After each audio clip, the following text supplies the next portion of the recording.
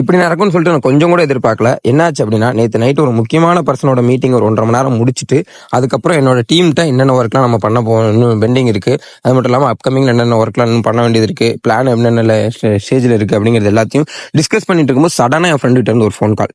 Hello முத்து, நீங்க அனுப்பி வச்ச பார்சல்ல இருந்து வந்து ஒரு பிரச்சனை, ஒரு இஷ்யூ ஆயிடுச்சு அப்படின்னு சொல்லிட்டாங்க. ஸோ பார்சல் சர்வீஸ்ல இதுக்கப்புறம் அந்த கொரியர்ல வந்து இதை அனுப்ப முடியாது அப்படிங்கிற மாதிரி சொல்லிட்டாங்க. ஸோ அதுல வந்து என்னன்னா, எர்த்துவாம்சம் வந்து நாங்க வந்து ஒரு நாள்லயே வந்து போனோம் அப்படிங்கிறதுக்காக கரெக்டாக பேக் பண்ணி எல்லாமே அனுப்பிச்சு வச்சிருந்தோம். பட் என்ன ஆச்சு அப்படின்னா, அந்த எர்த்துவாம்சம் வந்து கொஞ்சம் வெளியில வர ஆரம்பிச்சிருச்சு அப்படின்னு சொல்லி இஷ்யூ ஆயிடுச்சு. அப்புறம் தான் எனக்கு தெரிஞ்சது என்னன்னா, இந்த மாதிரி வந்து உயிர் இருக்கிற எர்த்துவாம்ஸ் இதெல்லாம் வந்து கொரியர்ல அனுப்பக்கூடாது அப்படிங்கிறது ஒன்று தெரிஞ்சு. எல்லாமே லேர்னிங் ப்ராசஸ் தானே. பட் இதனால எனக்கு வந்து அந்த கஸ்டமருக்கு நான் ரீஃபண்ட் கொடுக்கணும். அது மட்டும் இல்லாமல் அந்த கொரியர் சார்ஜ், அப்புறம் இதோட இந்த ப்ரொடக்ஷனுக்கான இது எல்லாமே வந்து என்னோட கையில இருந்து அடி வாங்கும். பட் அது எனக்கு பிரச்சனை கிடையாது. இந்த சுச்சுவேஷன்ல வந்து நான் ஃபர்ஸ்ட் இந்த இதை கேட்குறப்போ வந்து ஒரு மாதிரி வந்து கஷ்டமாயிட்டு, சரி என்ன பண்றது அப்படிங்கிற மாதிரி தான் இது பண்ணிட்டு இருந்தேன். சடனா என்ன ஒர்க்குமே வந்து கொஞ்ச நேரம் எனக்கு வந்து அப்படி மைண்டே வந்து பிளாங்க் ஆயிடுச்சு.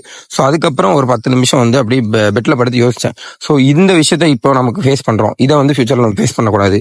அப்போ இந்த மாதிரி சோர்சஸ் நம்ம வந்து யூஸ் பண்ண முடியாது. ஸோ ஆல்டர்னேட்டிவ் என்ன போகலாம் அப்படிங்கிற மாதிரி அதுக்கு வந்து இன்னொரு பிளான் வந்து நாங்கள் வந்து யோசிச்சுட்டு இருந்தோம். கரெக்டாக வந்து அப்கமிங் வீக்ல வந்து நான் அந்த பிளானை எக்ஸிக்யூட் பண்ணதுக்கப்புறம் கண்டிப்பாக அதை பற்றி ஒரு வீடியோ போடுறேன் உங்களுக்கு. இப்போதைக்கு நான் வந்து இந்த எர்த்துவாமை வந்து கொடுக்கறது வந்து ஸ்டாப் பண்ணி வச்சிருக்கேன். அது மட்டும் இல்லாமல் வெர்மி கம்போஸ்ட் வேணும் அப்படிங்கிற பட்சத்தில் நம்மளால வந்து இப்போ கொடுக்க முடியும். ஏன் அப்படின்னா, இதுக்கு முன்னாடி நான் வந்து லார்ஜ் குவான்டிட்டியில் மட்டும் தான் நான் வந்து கொடுத்துட்டு இருந்தேன்.